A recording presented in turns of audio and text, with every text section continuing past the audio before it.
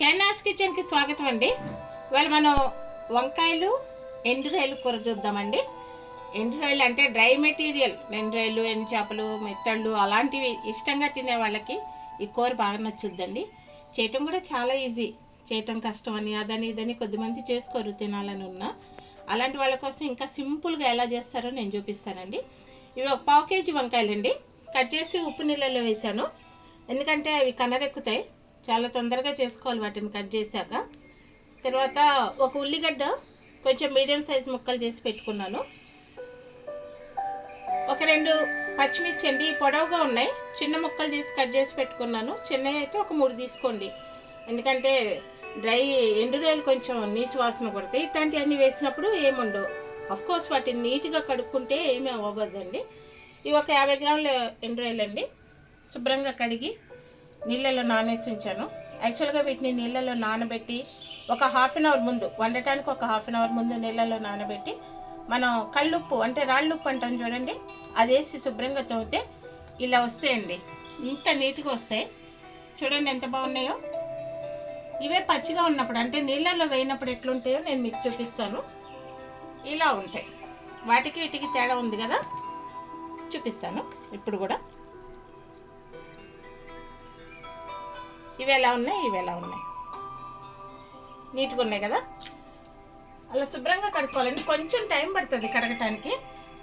అలా కడిగేసుకుంటే అయిపోద్ది. ఇప్పుడు వీటిని మనం వండే ప్రాసెస్ చూద్దామండి.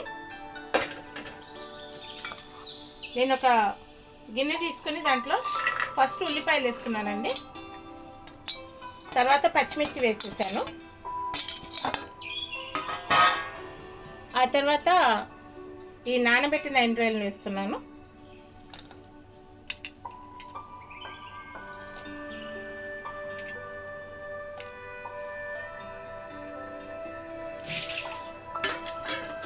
వంకాయలు ఇప్పుడే వేయట్లేదండి, ఎందుకంటే నీళ్ళలోంచి తీయంగానే వాటిని వండేసేయాలి.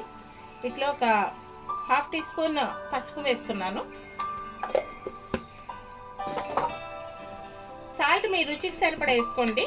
నేను 1.5 టీ స్పూన్ వేస్తున్నాను. ఇదొకటి అంతే, ఎక్కువ పట్టదండి. తర్వాత కారం కొంచెం ఎక్కువ పట్టుద్దండి. పచ్చిమిర్చి వేసుకున్నారు, మీరు తినే కారాన్ని బట్టి చూసేసుకోండి. కాకపోయినా దీంట్లో కొంచెం కారం ఎక్కువే ఉంటుంది.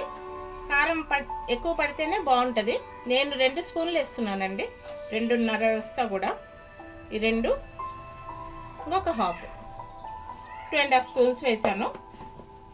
తర్వాత ఆయిల్ ఒక 3 గరిటెలు వేస్తానండి. ఆయిల్ కూడా కొంచెం ఎక్కువే పట్టుద్ది. ఎటువంటి స్మెల్ రాకుండా ఉండాలి అంటే, ఏ స్మెల్ రాదండి. ఇది అన్నీ కలిపేస్తున్నాను నేను. నూనె కూడా పచ్చివాసన వస్తుంది అనుకోవద్దు, ఉడికాక చాలా బాగుంటుంది. మీరు ఒకసారి వండినాక చూడండి, అన్నీ కలిపేస్తున్నారు ఏమన్నా వాసన వస్తాయేమో అనుకోవద్దు. ఇప్పుడు వీటిలో నేను ఈ వంకాయలు వేస్తున్నాను.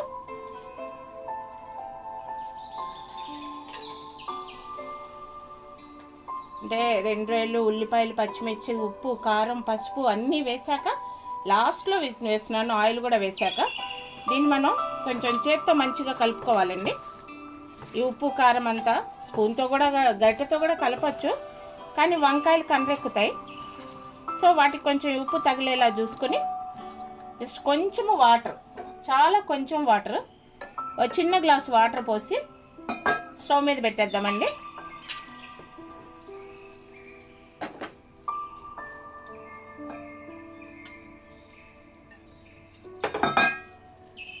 ఇప్పుడు నేను స్టవ్ వెలిగిస్తున్నాను.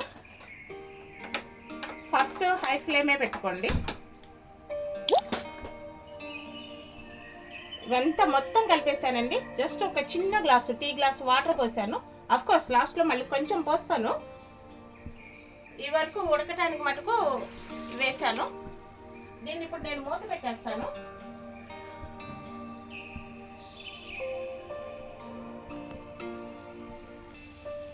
దీన్ని కొంచెం మూత పెట్టేద్దామండి. ఒక 2 నిమిషాల తర్వాత ఈ మూత తీసి చూద్దాం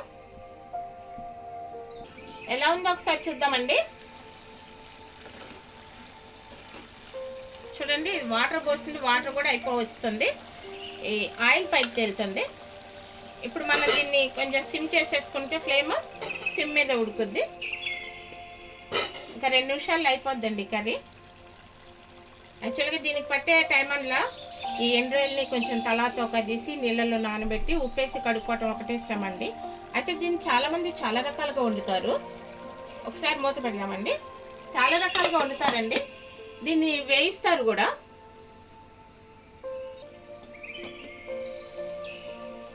ఇది ఉడకటానికి దగ్గరకు వచ్చేసిందండి. ఈ రొయ్యల్ని వేయిస్తారని కూడా చెప్పా కదండి, రొయ్యలు కానీ ఎండు చేపలు కానీ. అయితే వేయిస్తే ఏమవుతుందంటే ఈ ఒక రకమైన వాసన వ్యాపించేస్తుందండి, చుట్టుపక్కల వాళ్ళకి కూడా ఇబ్బందే. కోర్స్ మన ఆహారం మన ఇష్టం, మనం ఏదైనా మన ఇష్ట ప్రకారమే తింటాం. అంటారు కదా, ఆహారం మీకోసం తినండి, ఆహారం ఎదుటి వారి కోసం ధరించండి అని. ఆహారం అంటే మనం తినే ఆహార పదార్థాలు, మన వస్తువు. ఆహారం అంటే మనం ధరించే దుస్తులు, మనం ఎట్లా ఉంటాం బయట అనేది. దాని మీద కామెంట్ చేసే హక్కు అప్పుడు కూడా ఎవరికీ లేదు. బట్ వాళ్ళ కోసం కొంచెం జాగ్రత్తగా వేసుకోవాలి. అయితే వేయిస్తే వాసన వస్తుంది, ఇబ్బంది పడతామని ఎందుకు అంటున్నానంటే, ఇప్పుడు సపోజ్ మన కుటుంబ సభ్యులే ఇబ్బంది పడతారు. కొద్దిమంది, అందరూ తినరు కదండి, కొంచెం మంది మాత్రమే, కొద్దిమంది మాత్రమే తింటారు. ఇప్పుడు మేము ఉన్నాం, మా వారు తినరు ఈ డ్రై మెటీరియల్, నేను మా బాబు మాత్రమే తింటాము. ఇది వచ్చిందండి, తీసేస్తాను. స్టవ్ ఆఫ్ చేస్తున్నాను. ఒక 2 మినిట్స్ తర్వాత మీకు చూపిస్తాను. మా వారు ఇబ్బంది పడతారు కదండి ఈ స్మెల్కి. అందుకోసమని నేను ఏం చేస్తానంటే, నేను అలా వండాను, ఇలా కూడా వండుతున్నాను. ఇలా చేస్తే స్మెల్ రాదు. ఇంకొక ప్రాబ్లం ఏంటంటే, ఫ్రై చేసినప్పుడు అవి గట్టి పడిపోయి మనం వేసే కూరగాయల సారం అవి పీల్చుకోవు. వాటి సారాన్ని కూరగాయలకు కానీ ఆకుకూరలకు కానీ మనం వేస్తాం కదా, అది కూడా వాటికి కూడా ఇవ్వలేవు. వాటి రుచి వాటికే ఉంటుంది, వీటి రుచి వీటికే ఉంటుంది. సో ఇలా వేస్తే బాగుంటుంది.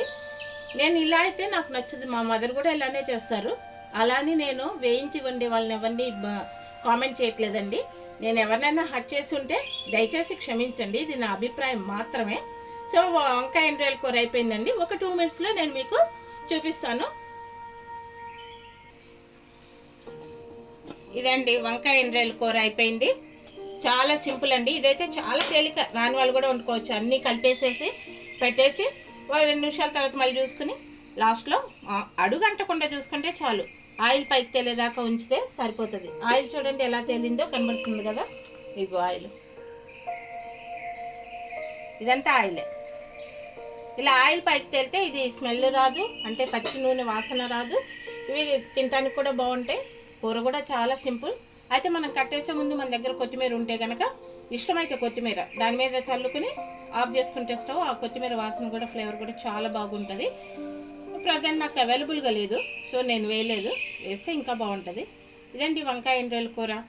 నచ్చితే మీరు కూడా ఒకసారి చేసి చూడండి. నచ్చితే మళ్ళీ చేద్దరు, కానీ బాగుంటే బాగుందని చెప్పండి. చాలా వ్యూస్ వస్తున్నాయి, బట్ లైక్ చేయట్లేదండి. లైక్ చేయండి, షేర్ చేయండి, మా ఛానల్ సబ్స్క్రైబ్ చేసుకోండి. కేర్నాస్ కిచెన్. Thank you.